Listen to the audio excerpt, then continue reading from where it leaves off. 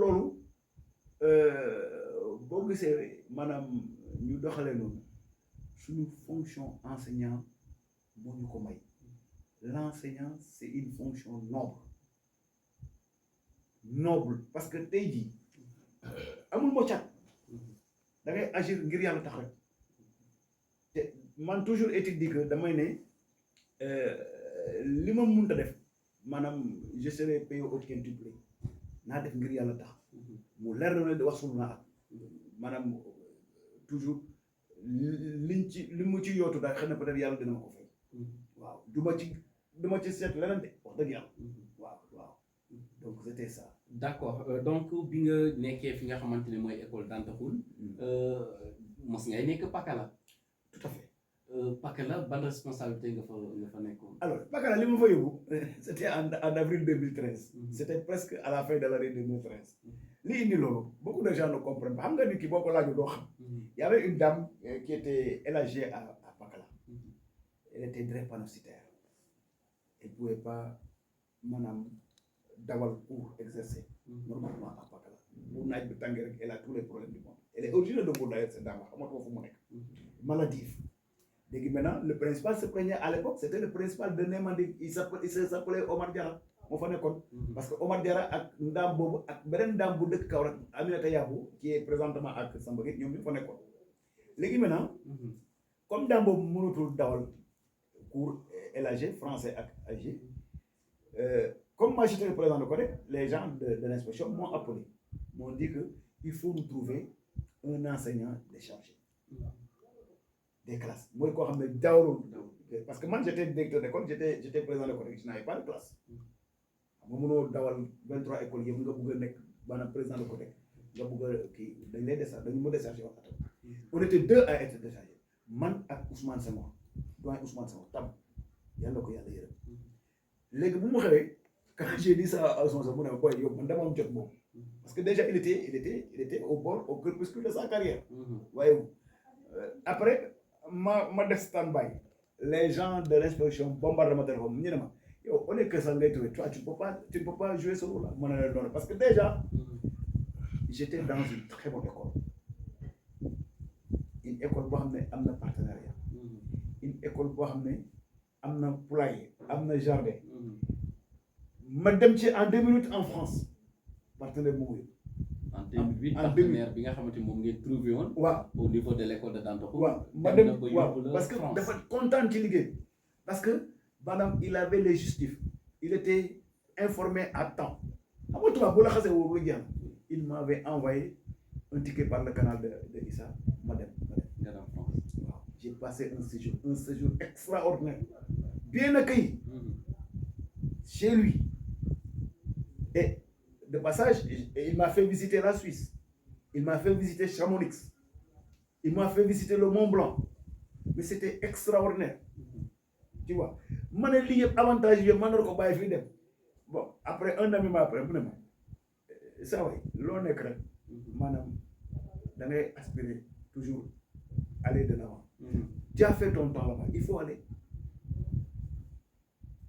gis nga benn 18 heures laa taal sama Jakarta fii yóbbu sama dossier à l'inspection ce jour-là je me rappelle bien dossier bi dañ ko glissé ci suuf bureau bi noonu secrétaire ma ne leen man indi naa ko de parce que je n'étais pas trop kii ma dugal leen ko rek ma ne leen man maa ngi ñibbi de maa ngi retourné le lendemain gis nga dama yegg si fi le lendemain sama OS fekk si OS d'affectation à Pakala bon au départ je n'avais rien dit à mes collaborateurs de peur de les pas de les informer mais de les mettre mal à l'aise parce que en fait du la neex parce que il y avait une bonne collaboration une franche collaboration honnêtement dafa neexoon quoi équipe bi vraiment c'était une équipe soudée alors ma toog une semaine may comme dañ ma déchargé je pouvais quitter Sokone dem dawal ku jóge foofu dem Danta Khoule may def nii may def après en certain moment ma ne leen certes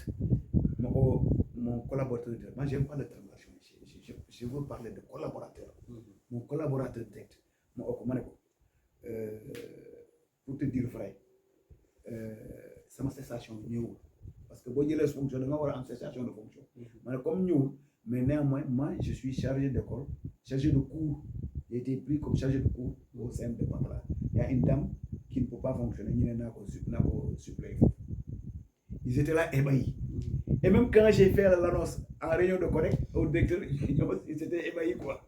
Tu vois quoi. Bon, le départ, tout départ est difficile. Maintenant, gars, il faut se faire, il faut que moi. Voilà un nouveau challenge, il faut que moi. Non, là, demain, j'ai travaillé avec Omar Diarra à la fin de l'année. L'année suivante, malheureusement, comme il était intérimaire, Hassan Thiaou gagné principal, poste principal. Moi, nous gagné quoi. J'ai fait 4 ans avec ce doyen-là. J'étais son comptable trésorier. Je ne logeais pas, je ne logeais pas à Bakala. Mais fii laa doon jógee bu ma julee fajar ma ndekki gaaw damay taal sama moto Jakarta dem jàngale ci Bakala du ma fanaan de damay ñibbi si chaque jour pendant 4 ans. Pendant 4 ans yaa ngi koy def Bakala. te li ma lay wax nii léeg-léeg sax ma jiitu ñu fay fanaan. ñu loger Bakala. waaw parce que maanaam pas-pas bi la 4e année bu 4e année bi jeexee ci la un jour rek dama toog ba kenn un membre de SAEMS une dame sax d'ailleurs principal.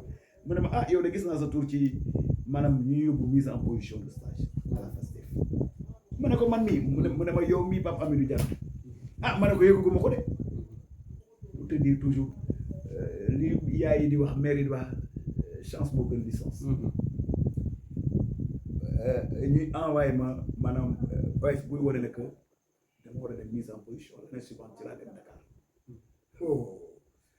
boo dépassé la 50 nga bëgg a jàngat Babacar métti na nga ma xalaat bàyyi fi sama njaboot la jeune progéniture ñu ko def yëpp soit dafay am répercussion sur ta progéniture yow di nga avancé mais day am répercussion sur ta progéniture et d'ailleurs xaw na am répercussion sur ma progéniture un peu mais Dieu merci maanaam je me suis battu pour que ñu nekk sur les rails waaye ma dem def les 2 ans à l'école normale à la FASTEF def ko tamit alhamdulilah ma am professeur yu ñu naw ba léegi ñu ngi jokkoo ak ñoom ñoo xam ne vraiment dañ ne yéen vraiment étudiants yu mel nii gëj nañ leen gis te ba léegi tey jii maa ngi dëggante ak ñoom ak mes pères là ñu ma nekkoon à la formation à la FASTEF ñu def 2 ans ma am sama KSM CAP bi fii laa ko amee mais KSM bi maa ko am à la FASTEF bu ñu paree formation na ñu affecté ma ndoor ko séeréer j'ai connu comme principal foofu Assane Faye après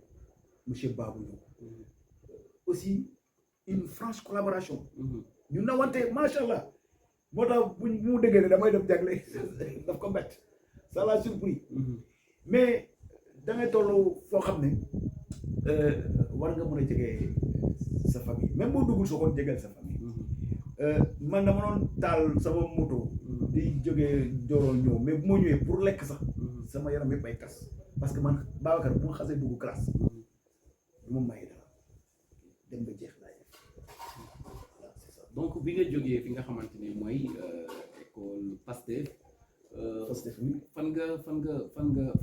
fan lañ la affecté. Ndorong Séeréer. CM Ndorong Séeréer. CM Ndorong Séeréer. oui ñaata nga fa def. j'ai fait 4 ans en Ndorong Séeréer def naa ko 4 ans et beaucoup de belles promotions sont passées entre nous. Ndorong Séeréer ci laa nekk ak ñoom Lamine Sarr comme surveillant mais alhamdulilah maanaam des relations cordiales extraordinaires entre nous waaw j'ai quitté mais c'est par souci de santé mais sinon foofu mun naa foofu laa bàyyi jaga sa njaboot bu fekkee ne loolu moo war a tax a jóg doo xool ne maanaam am na gàllankoor am na obstacle yi man pour man bu ma yeewoo rek damay dem xare gis nga li indi image boobu maanaam c'était au début de l'année scolaire xam nga Ndorong tout le monde sait que diggante maanaam Sokone Djilor tronçon boobu dafa am ay rajo yi day am ndox donc am na boo tabaasee Njaay dafa am ndox bu ngay xuus benn xuur alors chaque fois loolu la ñuy def mais boo ñëwee da ngay summeeku teg fale man sama bot yi ma yóbbu tool sax moom laay sol mooy dem école si on me dérange pas bot bi sama tànk fii la yem boo léegi laa jëmee ko rek damay dugg ak loolu ci biir classe def sama cours sans problème sans gêne mais xam nga ku def 29 ans de service kooku galère la ku la njëkk jàngale nekk chargé de cours fii dans le département xamante nañ de bu dee compétition la par annoncer dans le groupe que nous avons un deuxième prof d'élagé suñu voix yi se sont exaucés parce que on voulait 2 profs élagé ma xam li ma xam rek moi quand j'ai vu le jeune collègue arriver ma ne ko je pense que je suis en train de voir le bout du tunnel ma toog un jour après l'actuel intérimaire monsieur Sarr mu ne ma doyen xam naa ne sa ñaani nangu de ma ne ko alhamdulilah rabbil alamin waxuma la dara de ma ñëw ba jot OS bi nag la laa demee ma xëy dem école rek ne leen mu ngi nii mais muy Lamine mu ne Lamine dama doyen Toulouse ma ne ko du loolu man fu ma toll nii jege Sokone moo ma gën a arrangé parce que déjà jagle damay xuus rek yegg te fii bu ñu génnee nawet pour nga indi fi sa oto problème la moto da ngay xuus ak moom loolu moo ma indi jagle beaucoup de gens ne comprennent pas loolu moo ma indi jagle du leneen nag toppatoo ma du leneen maanaam ancienneté ak maanaam ñu am gët ci yow loolu moom moo tax ñu yóbbu ma jagle loolu rek la ci biir loolu tey ñu gis ne le 4 avril bi passé tey rawatina muy suñu jour indépendance mu doon jour boo xamante ni bu ñu daal di feetee ci fépp ci biir Sénégal tey ñu tabb la nga nekk ki gën a xarañ ci wàllum éducation ci département bu Foundiougne daal di lay sargal sargal boobu lan la def ci jour bi nga xamante ni daf nañ la ko. Bon, pour te dire, mbégte bu rëy et beaucoup de souvenirs sont passés dans ma tête, pour vous dire vrai. Babacar, un choix ne fera jamais l'unanimité. Nga wax naa la ci njëlbeen, même le prophète paix et salut sur lui a été contesté, ce qui a valu son hégire à Médine. Sëñ Touba, c'était la même chose. Voyez-vous. Donc, peut-être ceux qui ne comprennent pas ou bien ne connaissent pas l'homme, peut-être ñoom ñooy wax. Mais du point de vue social, du point de vue syndical, du point de vue humain, man xam naa li ma def dans le secteur de l'éducation.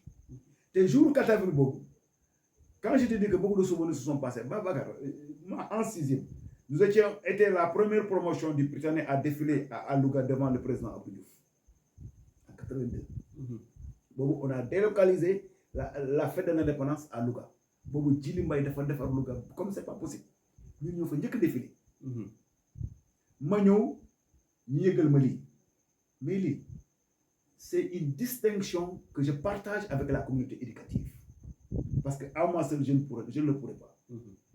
Bu nit mu ne dara rek c'est parce que am na ñu nekk ci ginnaaw. Ma famille, ma femme, ma maman, tout le monde. Mes pères. Voyez-vous. Et surtout, le principal qui m'a proposé. Il pouvait se dire, comme on leur a dit, au niveau du moyen secondaire, proposer de passer à 40 un de vos collègues pour qu'il soit distingué. On l'a fait à l'élémentaire comme on l'a fait au moyen secondaire. Je n'ai pas été le seul à être primé. Voyez-vous, je suis parmi les gens qui ont été primés. Mais li sagla, titre là, voyez-vous, parce que nous, mais nous reconnaître vraiment, tu as apporté ta pierre à l'église. Le sous-préfet, c'était un enseignant. Hein? Le sous-préfet de Toubacouta, c'était un enseignant. Il connaît la valeur de l'enseignant. Et pour vous dire, ce jour-là, hein, ça m'a yaram daw na comme les sëñ Mansour di wax sëñ Añ Mansour sama yaram daw na wax dëgg yàlla keroog buñ ma ooyee ma taxaw parce que je ne savais pas comment ça allait se faire. Mais j'avais pris la précaution d'appeler mes connaissances ñu ne ma nii ñu ne ma da ngay sensé bu baax ma ne bu dee sensé la rek loolu mun naa loolu. Mais alhamdoulilah, j'ai été accompagné par des amis, par ma famille, et vraiment les choses se sont bien passées. Et ça, je félicite de passage les autorités administratives de l'arrondissement de Toubacouta, en à la tête le sous-préfet. Gis nga baax na chaque année ñuy ràññee ceux qui font du bon travail. Babacar, man du tàgg sama bopp.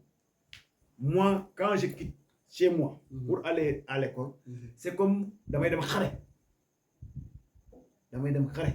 Et quand je suis en face de mes élèves, je les prends comme mes propres enfants. Et d'ailleurs, en début d'année, je tisse un contrat. Et ce contrat-là, je le dis d'abord, que c'est un père qui est devant vous. Parce que mon cours, il est teinté d'éducation morale. damay jàngale mais damay def éducation morale de manière continue. boo defee geste bu kii ma wax la oo la kii la parce que je me dis que les produits que nous avons dans les autres terroirs, nous en avons assez dans notre zone. Il s'agit de les accompagner, de les encadrer. ay tout temps lañu mais seul Dieu sait lu ñu doon ëllëg. Babacar man tey jii wax dëgg yàlla mes anciens élèves lu ñu may defal. yàlla rek xam da ngay toog jékki-jékki kenn ma monsieur jëlal lii monsieur jëndal naa la marakis mais loolu l'enfant bu fekkee ne wanoo ko ne bëgg naa la wanoo ko ne yow sopp naa la maanaam dama bëgg nga baax. est-ce que dina la defal loolu. du la defal loolu bëri na fii ñoo xam ne enseignants yi noonu lañ leen robe mais man am na ñoo xam ne même mes anciens élèves de d'antaw ñoo xam ne mi n'ont pas fait l'offre bu ñu xamee ne dañu ne waajal ngi noonu. Il y avait une autorité mais pas trop sévère mais sévère mais juste. amul discrimination. Ils sont tous au même niveau. Ouais.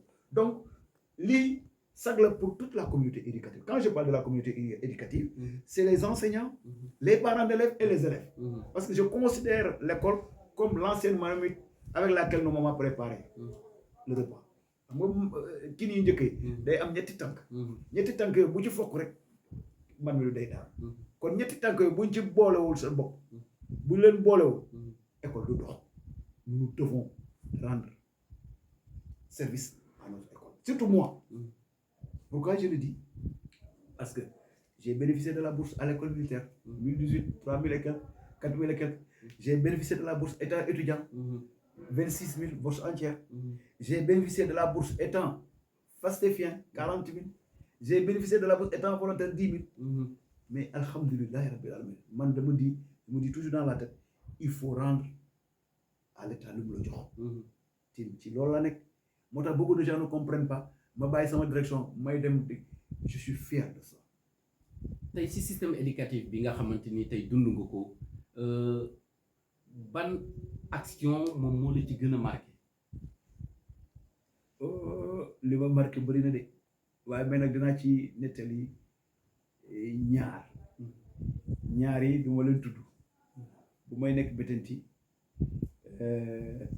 j'avais un élève son papa sëñ tarixa yooyu la ko day jël sac bi di voyager. À la veille de l'examen il est allé en Gambie il n'est pas revenu. Le gosse m'a trouvé dans ma chambre il pleurait mu ne man du ma def examen. Mais on a trouvé les moyens de ko permettre pour mu def examen boobu aujourd'hui il est professeur d'anglais de lycée je ne vais pas citer son nom. J'avais un élève ici à Dantaoul boo xam ne xam nga pël yi ñaari tur la ñuy doxante. bàyyi dafa ñëw ne tur bi laa ko konoon bu si jàmmee tur bi laa ko jox. mu ñëw mu ne yaay ji ñëw ne nee na man tur bi laa ko jox ma ne waa dem leen. J'ai pris les deux noms du papa et de la maman ma tudd ko xale bi. def ci santam ñu defal ko jugement. La dame la fille elle a son master 2 elle travaille maintenant alhamdulilah mu ngi daan doole. Alors am na li ma xaw a maanaam def pincement en cœur un jour.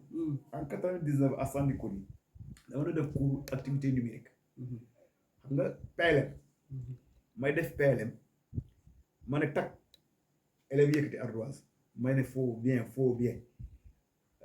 par inattention règle mooy yore ma ne tak sur la tête d'une fille Chérif la quoi li ma ne tak affaire bi ne tas dara bi xaw nga ne accident mu ne tël élèves yi ne ma ne waaw man qu'est-ce qui m'arrive comme ça pour te dire pour chaque métier il y a toujours di nga rencontrer des cas des accidents mais ak niñ ma tàggatee dama jël sama sang-froid ma ne non arrêté boobu les autres collègues étaient dans le sac ma jël chiffon éponge classe ça so bi ma pressé ko ma teg ko ci bopp foofu ba mu wow man naxantal xale bi te tey mu ko mais j'étais ami au père de la fille. Ma crainte c'était la maman. Je te dis tout de suite c'est Omar Chérif ma gis Cheikh Ba lool dama xam nga naar dañ ñooy quoi man de dama doon foo di rek bu kii mais gis nga boobu ma crainte c'était pas Omar parce que Omar sama waay la woon sama nit la woon minante naa moom mais peut-être dama doon ragal laal yaa sa wax ci mais Dieu merci balaa ñuy wàcc affaire bi boobu xam nga mu ñibbi le lendemain j'attendais comme ñaa kesi ba j'étais là j'attendais ñaa kesi ba et puis le directeur yëgul la yëgul géré bu ko si sax géré même élèves yi tamit même élèves yi aussi bon xam naa ne bu ñu ko wax ci kër yi lañ ko wax mais après mais sax collègue yi kenn yëgul c'est après que j'ai expliqué ça au directeur mu ne ma mu ne ko waaw xam nga cas moom mu ngi loolu mu ne ma c'est bien mu ne ma ni nga def noonu la mais après quelques années elle est devenue une grande dame léeg-léeg ma dajee ma mu wax ma jàmbe ma ne ko boo ma waxee jàmbe donc foofu li ñuy jàngatee mooy ne am na yenn action yoo xamante ni war nay am ci administration wala war nay am ci école yow bala koy kilifa di yëg yow war nga koy mën a seet nan nga ko mën a régler. waaw xam nga dama am lu ñuy wax administration faute de service ak faute du service bu dee faute du service la maanaam ñu ngi fii plafond bi daan su kaw élèves yi loolu faute du service la loolu état responsabilité état mais li ma def noonu faute de service la mun naa ci encourir des sanctions parce que di foo ba loolu fekk la fa loolu accident la waaye donc xam nga moo tax suñ métier dafa garaaw waaye nag toujours jaarale ko yoon rek boo ko tegee yoon rek yàlla moo lay musuloo ci lu bëri wallaay la si tey lan ngay wax ñi nga xamante ni tey nekk ne des jeunes enseignants yu nekk ci système bi. alors ñi dolli góorgóorlu xam nga tey jii je te disais tantôt dans mes propos que une fois mon résumé a été éventré la nouvelle génération tey jii koo def loolu boo motul mu gis ko parce que humilité bi dafa des gis nga ñun boo gisee ñu xam lu bëri du point de vue pédagogique dañ doon tarbe yu mag yooyu dina di déglu xam nga ki xam doyen Ablaye Ba ki xam doyen Dramé ki xam feu Latir Faye ki xam feu Ousmane Senghor ki xam feu Ali Seck ki xam actuellement Omar Demba Ba ki xam actuellement doyen Diallo la liste n'est pas exhaustive bu ma limee juum mais je sais que ñooñu boo leen côtoyé di nga xam lu bëri en pédagogie parce que c'est la vieille école mais c'est des détenteurs de connaissances waaye ñun chance boobu la ñu am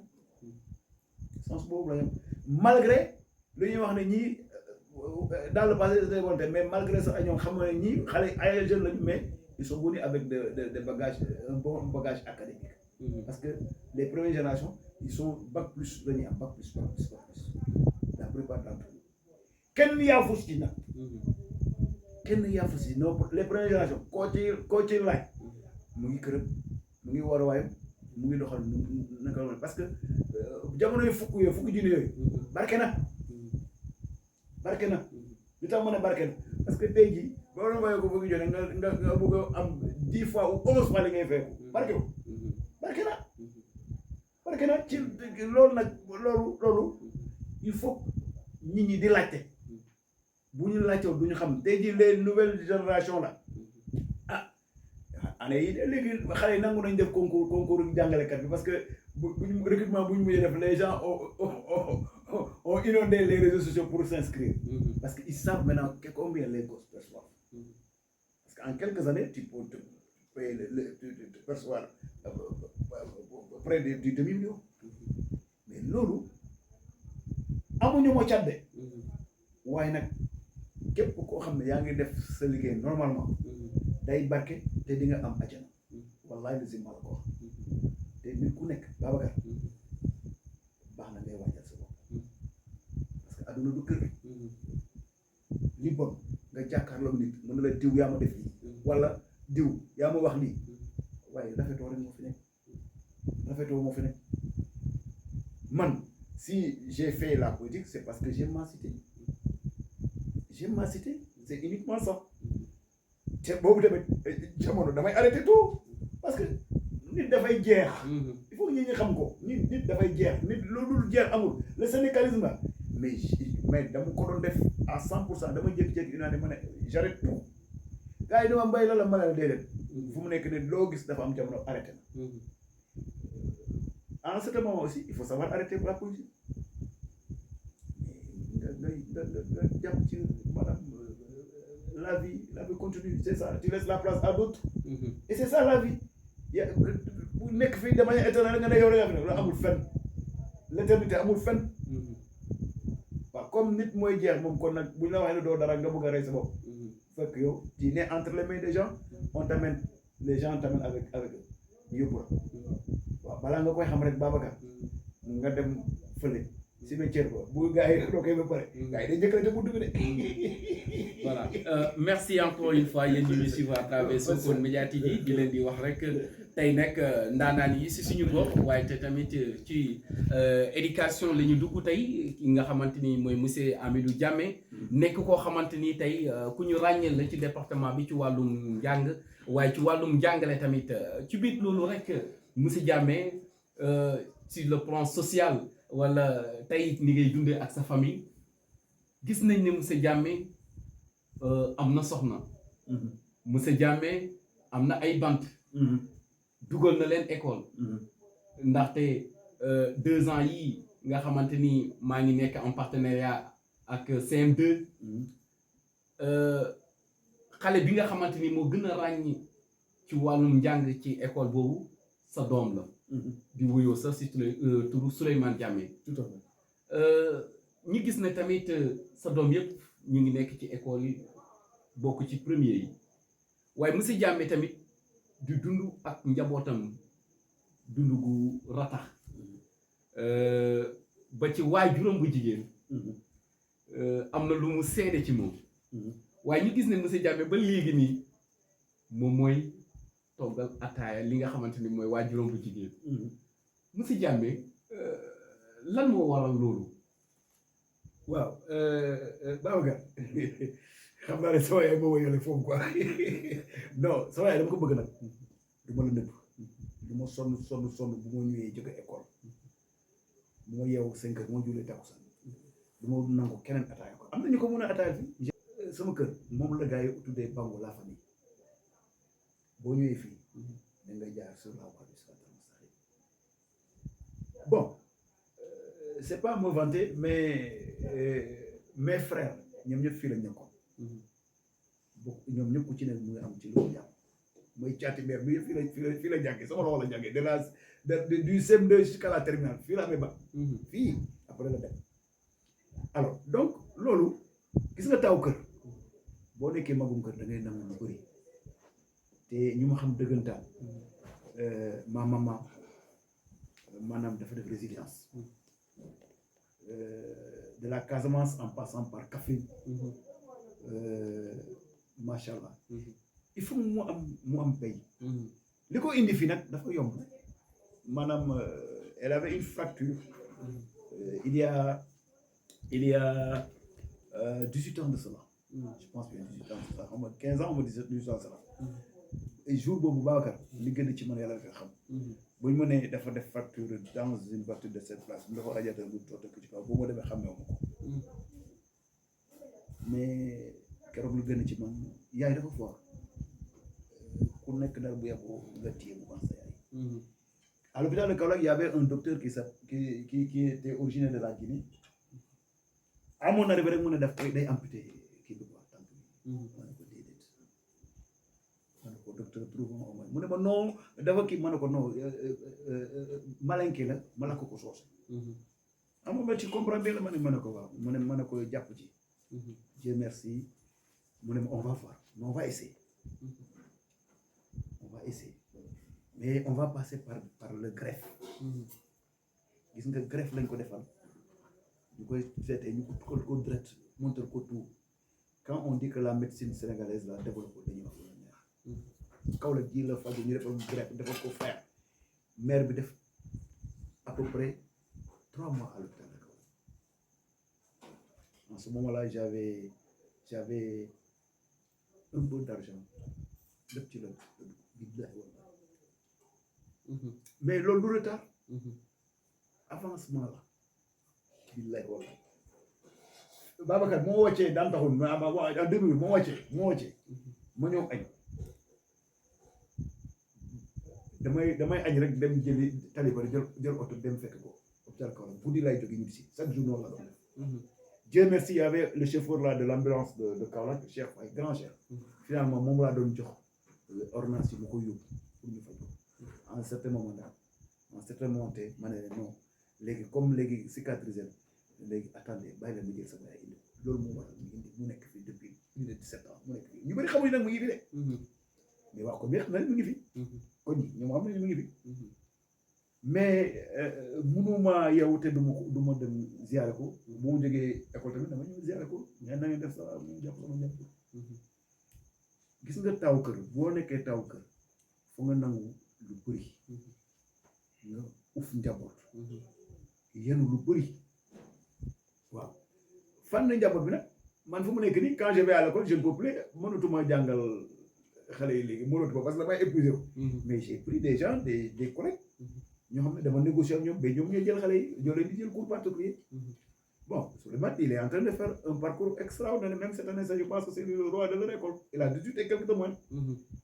te bëgg na xale bu bëggee jàng da nga koy encourager ñun jàngalekat loolu rek la ñu am comme fierté parce que nous n'avons pas le temps d'encadrer nos enfants parce que nous encadrons les enfants d'autres voyez-vous si par chance ils arrivent à exceller on applaudit Dieu merci dañuy wax sant yàlla bu bëri dañuy wax rek yàlla dimbali ko rek loolu la ñuy ñaan parce que aussi bu fekkee ne iñaanoo da ngay bëgg sa doom raw la te nit ku nekk loolu ngay tiitaroo da ngay bëgg sa doom def plus que toi ku ci nekk da nga góorgóorlu nga nekk dara waaw boo nekkee dara di nga amal njëriñ sa société di nga amal njëriñ sa famille ne te limite pas seulement ta famille parce que maanaam loo def rek yàlla da la koy cocher comme point positif te loolu moo jar a ñaan voilà donc voilà c'est ça merci monsieur Pape Hamidou Diamé donc xam naa ne li ñëm cërloon ci waxtu mu ngi jeex sa kàddu gu mujj